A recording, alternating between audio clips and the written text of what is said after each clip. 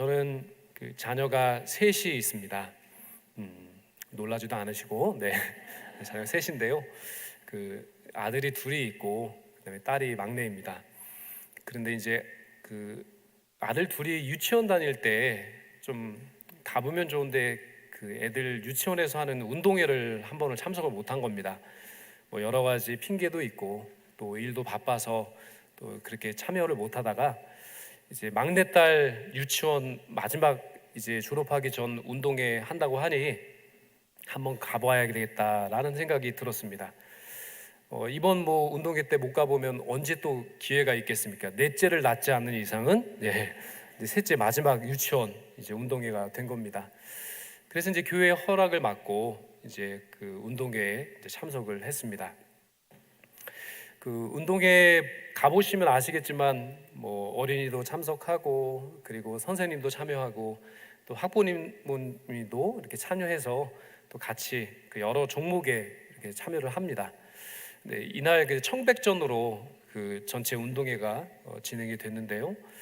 근데 뭐 저희 딸애가 이제 속한 팀이 이제 100팀이었습니다. 100팀이었고 이제 청팀, 100팀 나누어서 여러 경기가 펼쳐졌습니다. 뭐 달리기도 하고 그다음에 뭐 장애물 뭐 그런 경기도 하고 그리고 뭐 청색으로 백색으로 되어 있는 바닥에 깔려 있는 그 판을 막 뒤집는 뭐 그런 것도 하고 그리고 여러 가지로 뭐 막대기를 손에 이렇게 세워놓고 오래 세우기 막 뭐 별의별 뭐 종목이 많더라고요. 그렇게 한참을 여러 종목을 어린이가 참여하든 선생님이 참여하든 같이 참여하든 학부모님이 참여하든 그 많은 종목들이 진행될 동안에 저는 그냥 저하고 전혀 상관없는 것처럼 그렇게 이렇게 멀찌감치 관망하면서 잘한다 잘한다 잘한다 하면서 그렇게 그 운동회에 참여를 했었습니다. 뭐 좀 더 적극적으로 참여하면 응원도 하고 했을 텐데 뭐 제가 그러지를 못했습니다. 성격 자체가. 그리고 나서 이제 여러 종목들이 다 진행이 되고 이제 마지막 그 한 종목이 남은 겁니다. 보통 이런 운동회에서 마지막 한 종목이 뭐죠? 네? 네, 계주 달리기. 그러니까 릴레이라고 하는 그 계주 달리기가 있습니다. 그날 이제 운동회도 이제 마지막 종목이 이 계주 달리기가 진행이 된 겁니다. 그래서 뭐 어린이들, 선생님들, 학부모님들 이렇게 연합해서 이제 팀을 꾸리는데 상대 팀이 청팀은 이제 팀이 다 꾸려졌어요. 막 뭐 되게 적극적이야. 막 넌 나오지만 해도 막 다 나가. 그래서 뭐 선수들이 차고도 넘친 거죠. 그래서 이제 팀이 다 꾸려졌는데 저희 딸애가 속한 그 100팀은 왜 그런지 모르겠는데 소극적이에요. 근데 보니까는 그 우리 그 릴레이 그 선수 중에서 이제 100팀에는 아빠 한 명이 부족한 겁니다.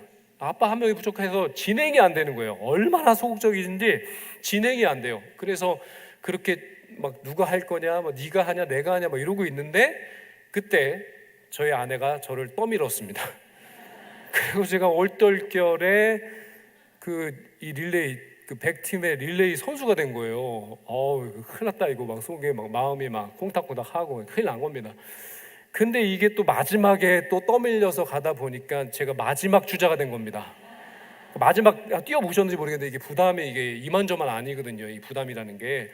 근데 이제 그렇게 이제 경기가 시작됐습니다. 그래서 각 팀에 이제 그 선발된 선수들이 이렇게 딱 서서 이제 출발점에서 탕 하면서 이제 시작이 된 겁니다. 그래서 뭐 청팀 이겨라, 100팀 이겨라 하면서 막 달리기 시작하는 어린이도 달리고 선생님도 달리고 달리기 시작하는데 우리 100팀이 얼마나 소극적인지 달리기도 소극적이야. 그래서 결국에는 제 바로 그 앞 주자가 뛰는데 청팀 주자하고 무려 한 바퀴 차이가 난 겁니다.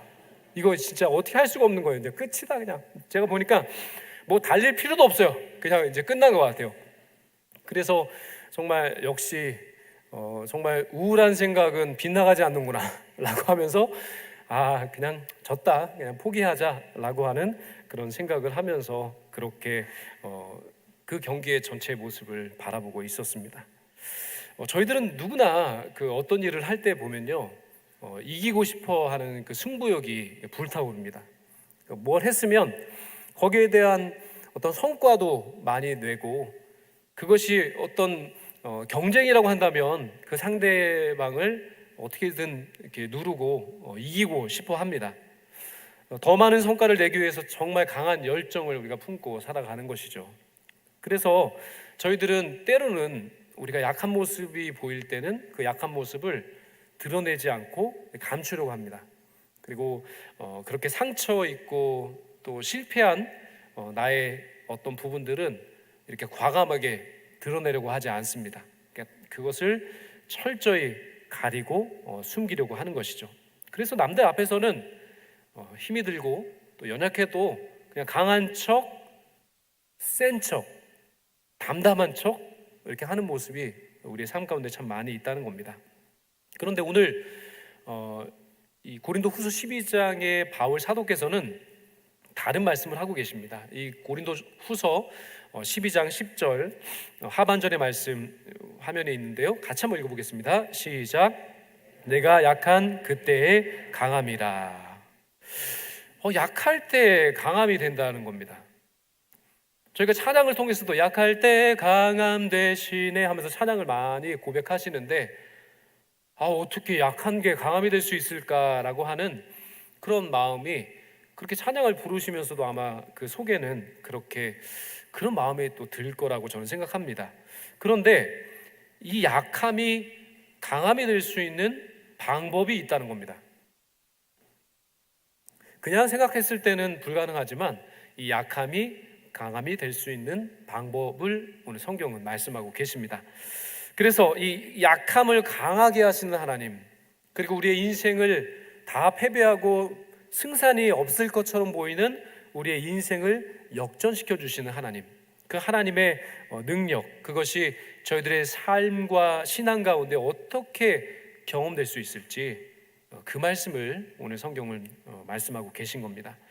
그럼 어떻게 우리의 신앙이 그리고 삶이 그 약함을 통해서 새롭게 강함으로 역전될 수 있을지 그것을 한번 살펴보겠습니다. 먼저 이 역전의 신앙과 삶을 살아내기 위해서 우리의 약함을 더 이상 숨기면 안 됩니다. 숨기지 말고 그것을 드러내야 한다라고 말씀하고 있습니다. 오늘 본문 7절의 말씀을 같이 한번 읽어보도록 하겠습니다. 시작. 여러 계시를 받은 것이 지극히 크므로 너무 자만하지 않게 하시려고 내 육체의 가시 곧 사탄의 사자를 주셨으니 이는 나를 쳐서 너무 자만하지 않게 하려 하심이라. 아멘. 바울 사도께서 고백하는 것은 바로 본인의 육체에 바로 육체의 가시가 있다라고 고백을 하고 있습니다. 가시.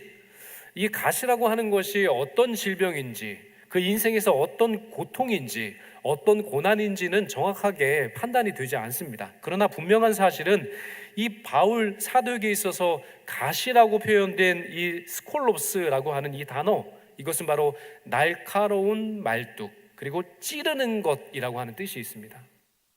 이 바울 사도에게 있어서는 이 육체의 가시라는 것은 마치 뾰족한 막대기와 같이, 그리고 뾰족히 찌르는 것과 같이 그의 삶의 여정 가운데, 신앙 가운데, 사역 가운데 그를 찌르는 그런 고통이었습니다. 참으로 감당하기 힘든 어려운 문제였습니다. 바울 사도의 몸에 있어서 이 가시는 고통이고 약점이 되는 인생의 문제였습니다. 그의 힘으로 해결할 수 없는 어떤 문제 말입니다. 그래서 바울 사도는 하나님께 3번씩이나 이 가시를 제하여 주십시오라고 간구를 드렸습니다. 간절히 기도했다는 겁니다. 하나님, 이 육체의 가시, 이 질병, 이 어려운 인생의 문제 해결해 주십시오. 3번이나 간구를 드렸건만 하나님께서는 오늘 본문 9절 말씀을 통해서 말씀하셨다는 겁니다. 오늘 본문 9절 말씀 같이 한번 읽어보겠습니다. 시작. 내 은혜가 내게 족하도다. 이는 내 능력이 약한 데서 온전하여 짐이라. 이렇게 말씀하는 겁니다. 좀 해결해 주셨으면 좋겠는데, 좀 치료해 주셨으면 좋겠는데, 그 하나님께서는 말씀하는 겁니다. 그 약한 데에서 너의 온전함이 올 것이다 라고 말씀하는 겁니다. 그제서야 바울은 깨달았습니다. 자신의 약함이야말로 하나님의 강함이, 하나님의 역전의 역사가 임할 수 있는 그런 자리이구나라고 하는 사실을 바울은 드디어 깨닫게 된 겁니다. 이 고백과 더불어서 저희들은 다윗과 골리앗의 이야기를 한번 떠올려 볼 수가 있습니다. 사무엘상 17장 말씀해 보시면 이 소년 다윗이 바로 이 사울 왕의 갑옷을 입어보고, 그리고 사울 왕이 찾던 그 칼도 한번 사용하려고 해보았습니다. 그런데 이것이 정말로 불편한 겁니다. 자기 것이 아닌 것 같습니다. 그래서 결국은 물맷돌 5개만 들고 바로 골리앗 앞에 서게 되는 장면입니다. 이 골리앗이라고 하는 여기 사무엘상 17장에 말씀하고 있는 이 골리앗이라고 하는 히브리어를 살펴보니 그 뜻이 밝히 드러낸다, 드러냄이라고 하는 뜻입니다. 밝히 드러내고 드러낸다. 그 왜 뭐 자신을 막 이렇게 드러내고 싶어하는 그런 거 있잖아요, 그렇죠? 괜히 센 척하고 괜히 그런 부분들을 막 과시하고 싶어하는 그런 마음, 그런 모습, 그것이 바로 이 골리앗이라고 하는 뜻에 담겨져 있습니다. 하나님은 다윗의 약함을 통해서 바로 이 골리앗의 교만한 드러냄, 그리고 그 교만하고 거만한 그 모습들을 드러내셨다라고 말씀합니다. 그리고 그의 거짓된 강함, 정말 그가 대단히 큽니다. 정말 그 블레셋 모든 군대, 그리고 이스라엘의 모든 군대를 합쳐서 정말 이 골리앗만큼 큰 인물이 없다는 겁니다. 그런 장수가 없습니다. 그만큼 그는 강해 보입니다. 그러나 하나님이 드러내신 그 골리앗의 모습은 거짓된 강함이었다는 겁니다. 거만한 강함이었다는 겁니다. 교만한 강함이었다는 겁니다. 반면에 다윗의 이름의 뜻이 뭔지 아십니까? 바로 사랑받는 자입니다. 바로 골리앗 앞에 자기 드러내기를 좋아하고 자기의 거짓된 강함을 드러내기 좋아하는 이 골리앗과 반대되는 바로 그 앞에 선 다윗은 바로 사랑받는 자입니다. 이것이 얼마나 큰 은혜인지 모릅니다. 자기 힘으로 하는 것이 아닙니다. 자기의 경험으로 하는 것이 아닙니다. 바로 하나님께 사랑받는 자로 서는 겁니다. 바로 하나님의 큰 사랑받는 자, 그가 바로 가장 연약한 자신의 모습을 숨기지 않고 그렇게 드러내면서 강한 척하고 센 척하고 있는 골리앗 앞에 선 겁니다. 사울의 갑옷 입어 보았지만 맞지 않습니다.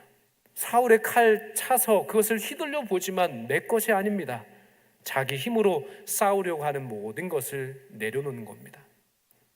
그리고 사랑받는 자로서, 하나님의 사랑받는 자로서 하나님을 의지하고 하나님을 바라보고 있는 겁니다. 하나님 앞에 서서 더 이상 센 척, 강한 척 하는 것이 아니라 그것을 다 내려놓고 하나님 앞에 있는 모습 그대로 서는 바로 다윗의 모습입니다. 저희들의 삶도 이러해야 할 줄로 압니다. 우리의 약함 가운데 하나님의 강함이 반드시 임하게 될 줄로 믿습니다. 내 약함 위에 머무시는, 내가 약하다고 생각하는 그 자리에 함께 하시고 그 능력을 베푸시는 그 하나님을 체험하게 될 것입니다. 약한 모습 그대로 주님 앞에 엎드리는 인생, 주님은 기억하십니다. 약한 모습 그대로를 하나님께 다 맡겨드리는 인생, 하나님께서 책임져 주셔서 결국은 승리의 길로 그 인생길을 이끌어 주실 줄로 믿습니다. 두 번째입니다. 역전의 신앙과 삶을 살아내기 위해서는 고난과 역경을 두려워하지 말아야 합니다. 피하면 안 됩니다. 고난이 찾아오고 역경이 찾아와도 이 하반기를 시작하는 우리 성도님들이 바로 그 고난과 역경 앞에 물러서는 것이 아니라, 두려워하는 것이 아니라 하나님과 함께 정말 당대하게, 담대하게, 당당하게 맞서 나아가시기를 간절히 소망합니다. 바울 사도께서는 육체의 가시가 떠나가기를 구했으나 3번 간구하였으나 육체의 가시가 여전히 남아 있습니다. 그 육체의 가시, 질병, 그리고 고통, 고난, 그 아픔이 여전하다는 겁니다. 왜 하나님께서는 이러한 고난과 역경을 그대로 남겨두고 계신 걸까요? 오늘 본문 말씀에 따르면 바울 사도로 하여금 교만하지 않도록, 자만하지 않도록 그 육체의 가시, 고난과 역경을 허락해 주셨다라고 말씀하고 있습니다. 오직 하나님의 은혜로만 살아갈 수 있는 존재로, 오직 하나님의 사람으로서만 살아갈 수 있도록 그렇게 하나님만 바라보고 의지하는 인생 살게 하시기 위해서 그 고난의 여정이 우리 삶 가운데 여전히 드리워져 있다라고 말씀하고 있습니다. 창세기 50장 20절에 보면 바로 요셉이 이러한 고백을 드리고 있습니다. 같이 한번 읽어보겠습니다. 시작. 당신들은 나를 해하려 하였으나 하나님은 그것을 선으로 바꾸사 많은 백성의 생명을 구원하게 하셨나이다. 아멘. 참 놀랍습니다. 히브리어로 악은 해악, 상처, 해로움을 뜻하는 말이고요. 그리고 선으로 바꾸셨다라고 하시는 이 히브리어 말씀 선은 바로 하나님의 본질적인 선하심, 하나님의 본질적인 축복과 그 은혜를 말씀하는 선 자체입니다. 요셉은 형들의 미움을 그리고 배신을 사서 바로 구덩이에 들어가게 됐습니다. 그리고 그 결과로 애굽의 종으로 팔려가게 되었고, 그것이 끝이 아니었습니다. 그 고난과 역경이 끝이 아니었습니다. 겹겹 그의 고난에, 정말로 그의 인생의 고난이 겹겹으로 그렇게 쌓이게 되었습니다. 억울함을 호소할 수 있는 시간도 허락지 않고 그냥 감옥에 갇히는 신세가 되었습니다. 인간적으로 생각해 보면 진짜 실패, 인간적인 방법으로 헤어날 수 있는 모든 것이 없기 때문에 끝이라고 밖에 생각할 수 없습니다. 실패했고 다 끝이 났다라고 밖에 볼 수 없는 참으로 힘겹고 억울한 그런 상황입니다. 그러나 우리 하나님께서는 그 악을 선으로 바꿔주시는 역전의 하나님이신 줄로 믿습니다. 해악과 고통과 그 저주, 그 악을 하나님께서는 능히 선으로, 하나님의 선하신 계획과 하나님의 그 능하신 역사로, 은혜로, 복으로 그것을 바꾸어 주실 수 있는 분이 바로 하나님이신 줄로 믿습니다. 신약성경 로마서 8장 28절은 바로 요셉과 같은 정확한 고백을 하고 있습니다. 이 로마서 8장 28절 말씀 같이 한번 읽어볼까요? 시작. 우리가 알거니와 하나님을 사랑하는 자 곧 그의 뜻대로 부르심을 입은 자들에게는 모든 것이 합력하여 선을 이루느니라. 아멘. 여기서 말씀하시는 선, 하나님의 선하신 역사, 하나님의 선하신 계획, 하나님의 선하신 축복, 이 삶을 하나님은 그 어려움 중에서도 우리의 삶 가운데 이루어 주신다 말씀하셨습니다. 요셉이 이 길을 버텨 지내올 수 있었던 힘, 그 자신의 억울함을 붙잡는 것이 아니라 반드시 나의 인생을 악에서 선으로 바꾸어 주실 그 하나님을 바라보는 믿음이 있었기 때문에 이 모든 것을 끝까지 버티고 참고 인내할 수 있었습니다. 내 인생에 있어서도 억울함이 있고요, 고난이 있을 수 있습니다. 때로는 하나님께서 왜 이러한 고난과 역경을 허락하셨는지 다 이해할 수가 없습니다.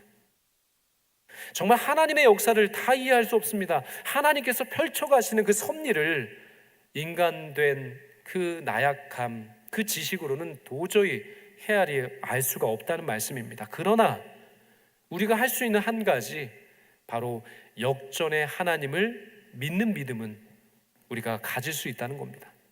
우리는 할 수 없고 우리의 경험으로서는 일어설 수 없지만 우리가 할 수 있는 한 가지 사실, 바로 역전케 하시는 하나님, 악한 모든 것을 선하게 바꾸시는 역전의 하나님의 역사를 우리는 꿈꾸고 기대하고 그 주님을 바라보는 믿음 안에는 설 수 있다는 사실입니다. 하나님 반드시 우리의 그런 모든 악한 모습을 선으로 바꾸셔서 역전하시는 하나님의 역사를 우리의 삶의 자리 가운데 이루어 주실 줄 믿습니다. 끝으로 역전의 신앙과 삶을 살아내기 위해서는 하나님의 그 강하심을 선포해야 합니다. 선포 자체가 믿음인 겁니다. 하나님은 살아계십니다. 하나님은 저를 도와주십니다. 하나님은 역전의 하나님이십니다. 하나님은 악을 선으로 바꾸고도 남음이 있는 능력의 하나님이십니다. 이렇게 선포하며 나가시는 거예요. 하반기에 이 확신을 가지고 선포하고 나가시면 그 선포한 대로, 그 믿음대로 역사하시는 하나님의 역사를 체험하게 될 줄로 믿습니다. 본문 9절 하반절의 말씀, 바울의 고백입니다. 함께 같이 읽어보겠습니다. 시작. 그러므로 도리어 크게 기뻐함으로 나의 여러 약한 것들에 대하여 자랑하리니 이는 그리스도의 능력이 내게 머물게 하려 함이라. 아멘. 그러니까 강함을 자랑합니다. 강함을 드러냅니다. 골리앗처럼 내가 키가 크다, 내가 힘이 세다, 거짓 강함을 자랑합니다. 우리가 그렇게 하기가 십상입니다. 그런데 말씀합니다.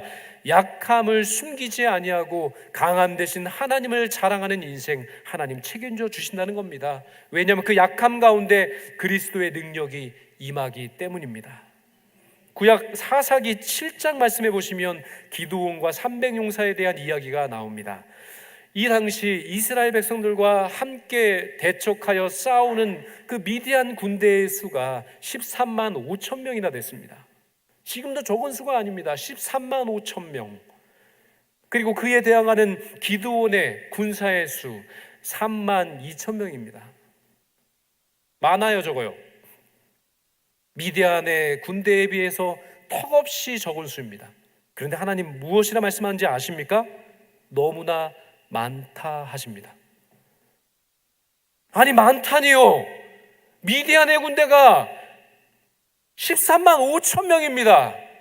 우리 군대가 3만 2천밖에 안 됩니다. 많다고요? 하나님 말씀합니다. 아직 군대가 많다 말씀합니다.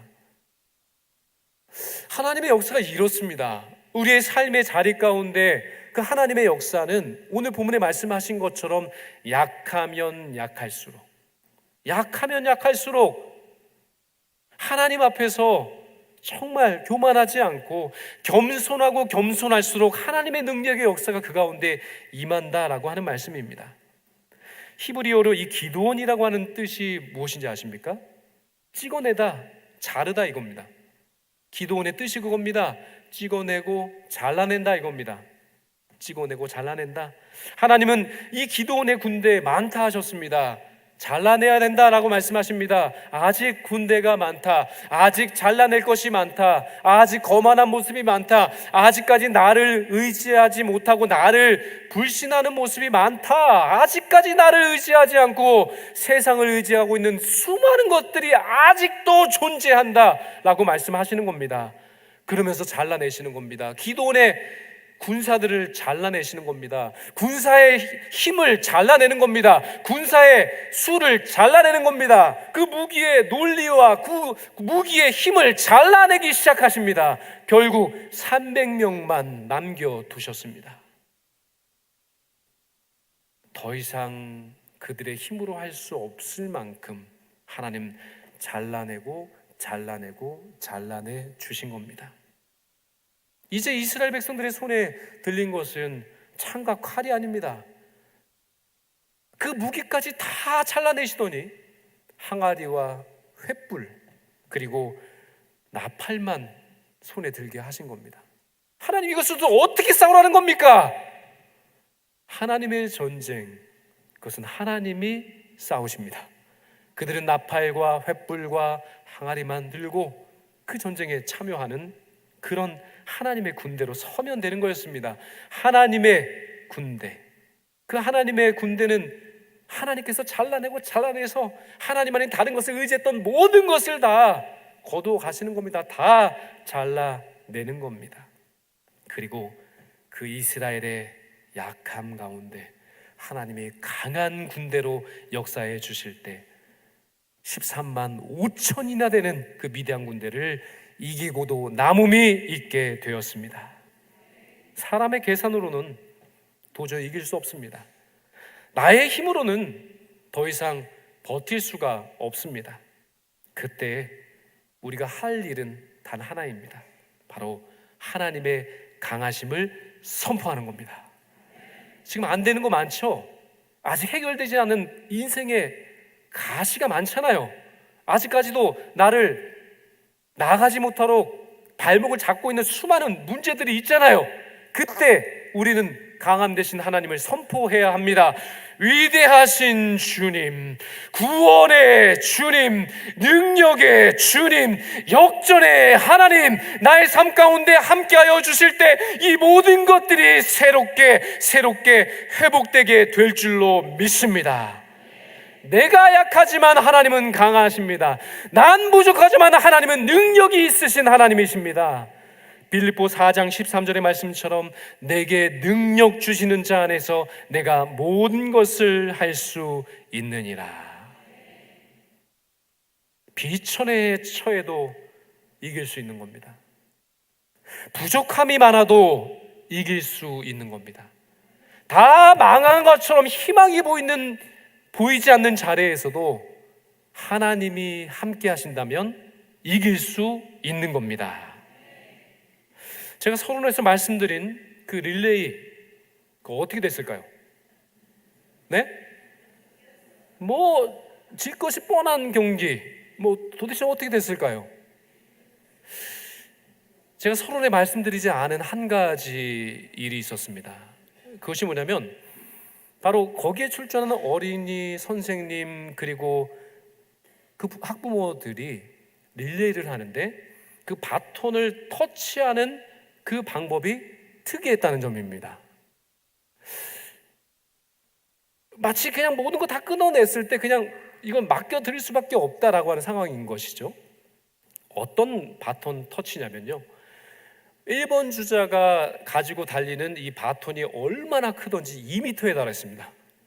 그 2m에 달하는 바톤을 첫 번째 주자 가지고 뛰는 겁니다. 그러니까 뛰어요. 그리고 두 번째 주자가 기다리고 있는데 두 번째 주자에게 그 2m에 달하는 그 대형 바톤을 이렇게 주고, 그리고 나서 이 두 번째 주자는 그 바톤만 가지고 뛰는 게 아닙니다. 바로 몸빼 바지를 입어야 됩니다. 빠른 속도로 이 몸빼 바지를 입고 그리고 이 대형 바톤을 가지고 달리는 겁니다. 그리고 두 번째 주자가 들어왔을 때 이 대형 바톤 내려놓고 자신이 입었던 몸빼 바지 빨리 벗고, 그리고 세 번째 주자는 바로 이 몸빼 바지를 입고 그리고 팀 조끼를 또 입어야 됩니다. 그리고 나서 바로 이 대형 이 바톤을 들고 뛰기 시작하는 겁니다. 그렇게 뛰다가 우리 100팀이 이렇게 한 바퀴 차이가 난 겁니다. 그렇게 뛰다가 그러니까 마지막 주자는 이걸 다 챙겨야 되는 거죠, 그렇죠? 마지막 주자는 이걸 다 챙겨가지고 이제 뛰어야 되는 겁니다. 그리고 저는 이제 바라봤습니다. 어차피 졌네, 끝난 것 같은데 더 이상 못 뛰겠어. 그냥 포기하고 싶었습니다. 솔직히 포기하고 싶었습니다. 그런데 놀라운 일이 벌어졌습니다. 저하고 이제 그 청팀의 마지막 주자가 나란히 출발선에 서 있는데 이 청팀의 바로 직전 주자가 이미 들어왔어요. 그리고 나서 이 마지막 청팀의 그 아빠가 막 챙겨 입기 시작하는 겁니다. 막 조끼도 입고 몸빼 바지를 입는데 이 몸빼 바지를 못 입는 거예요. 이 아버지가 막 시간이 막 흘러가는데 몸빼 바지를 못 입고 있는 거예요. 막 몸빼 바지를 못 입고 막 우왕좌왕 하고 있는데, 와, 우리 팀 바로 직전 주자가 막 돌아가지고 가까이 오는 거예요. 그러니까 딱 보니까 할 수 있겠는데라는 생각이 드는 겁니다. 희망이 보이는 겁니다. 그래서 다 기다리고 있는데 이제 그 청팀의 아버지가 다 꾸려 입더니 그 2m 바톤을 챙겨 들고 먼저 달려갔습니다. 될 것 같은 생각이 드니까요, 이제 포기하고 싶지 않은 겁니다. 그래서 이제 드디어 이제 저희 팀 이제 직전 그 주자가 들어와 가지고요, 몸빼 바지 벗고 이게 다 내려놨어요. 그래서 제가 진짜로 정말 초스피드로 조끼를 입고 그리고 그 청팀 아빠가 헤맸던 그 몸빼 바지를 단 1초 만에 입었습니다.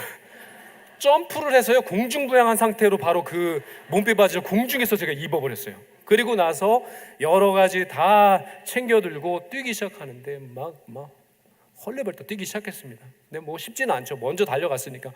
근데 막 한참을 뛰니까요, 그 앞에 먼저 달려갔던 마지막 청팀 주자 아빠가 눈앞에 보이는 거예요. 그래서 정말 있는 힘을 다해서 뛰었더니 나란히 뛰게 된 겁니다. 나란히 뛰게 된 거예요. 근데 이걸로는 안 되잖아요. 이겨야 되는 거잖아요. 근데 마침 이 100팀 진영을 지나는데 이 백팀 그 부모님들하고 애들하고 선생님들이 난리가 난 겁니다. 그러면서 와 하는 환호성이 들리는데 저의 귓가에 그것이 할 수 있다라고 하나님의 음성으로 들린 겁니다. 그러니까요, 없던 힘이 생기는 거예요. 없던 힘이 막 불끈불끈 솟아나면서요, 정말 달리고 달렸는데 드디어 역전을 하게 되었습니다. 그리고 결국에는 그 결승전을 제가 먼저 들어오게 되었다는 겁니다. 네. 하나님께 영광의 박수. 예. 그런데요, 그때 얼마나 저도 막 그 심장이 쿵쾅쿵쾅거리면서 이게 꿈인지 생신인지 모르겠어요.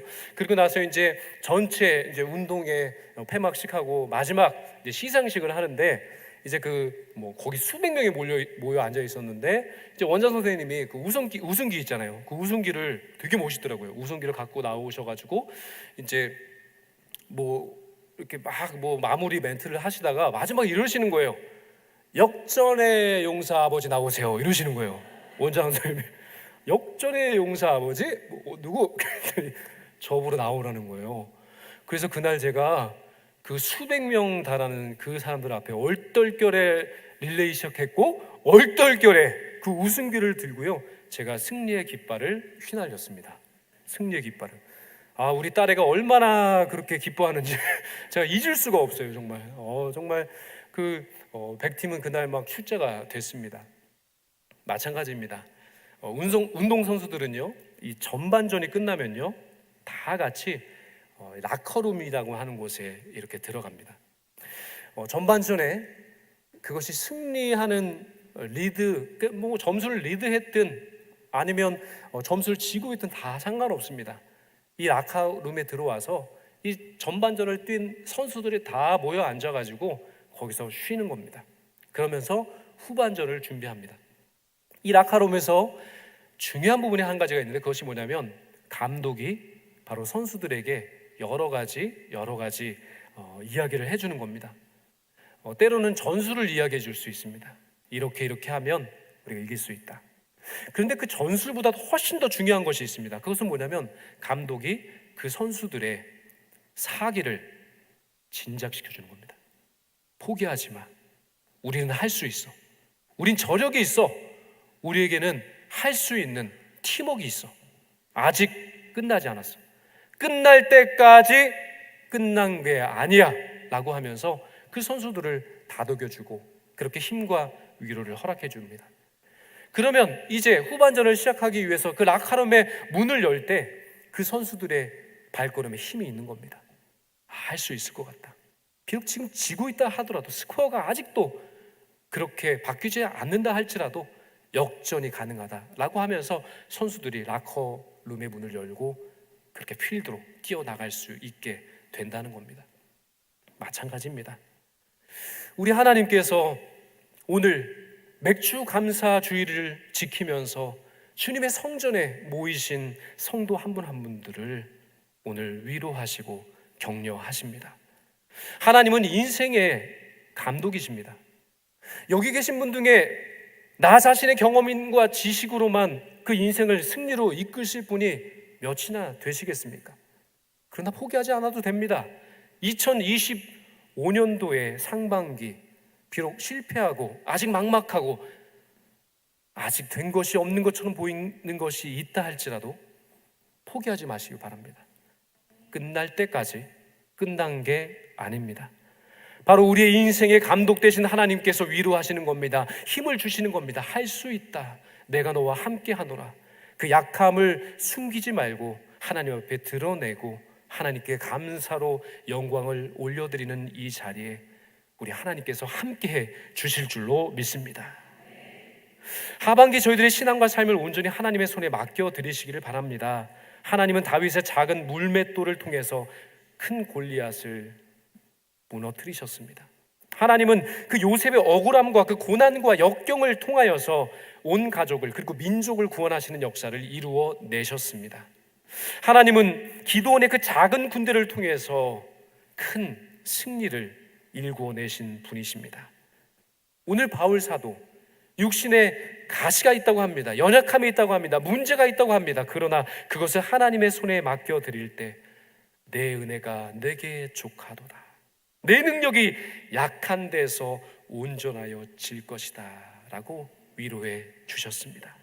나의 약함, 그것이 하나님의 강함으로 역사하는 우리의 자리인 줄로 믿습니다. 이 믿음으로 승리의 확신을 가지고 나갔으면 좋겠습니다. 하반기 낙하의 문을 활짝 열고 힘차게 주님과 함께 정말 우리의 삶의 자리, 신앙의 자리로 달려나가셨으면 좋겠습니다. 역전의 하나님께서 반드시 승리의 깃발을 2025년 하반기 12월 달에 그렇게 휘날릴 수 있도록 우리의 신앙을, 우리의 인생을, 우리의 모든 것을 책임져 주실 줄로 믿습니다. 그 주님과 함께 나아가시는 모든 성도 되시기를 바랍니다.